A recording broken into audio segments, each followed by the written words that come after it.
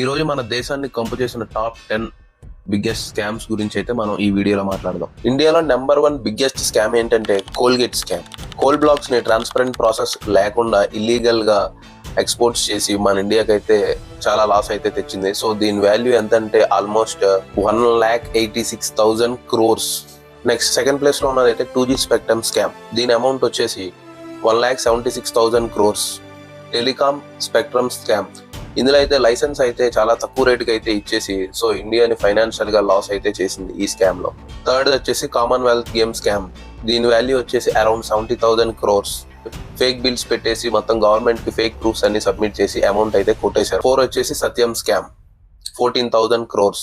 Fake accounts fake profits తో వాళ్ళ share prices అయితే పెంచుకుని సో తర్వాత అది బయటపడ్డాక కంపెనీ అయితే దివాలా తీసింది.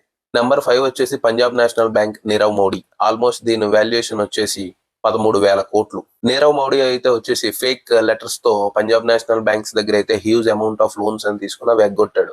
Number 6 Vijay Mallya. Around 6,000 crores. Vijay Mallya అయితే కింగ్ ఫిషర్ ఎయిర్లైన్స్ పేరుతో ఆల్మోస్ట్ 6,000 crores అయితే లోన్స్ తీసుకుని ఎగ్గొట్టేసి వేరే దేశం అయితే పారిపోయాడు. Harshad Mehta scam. Around 5,000 crores. Fake bank receipts తో బ్యాంక్స్ అయితే మోసం చేసి సో ఆ మనీని స్టాక్ మార్కెట్ లో ఇన్వెస్ట్ చేసి ఆ స్కామ్ అయితే చేశాడు. అగస్టియా వెస్ట్ ల్యాండ్ స్కామ్.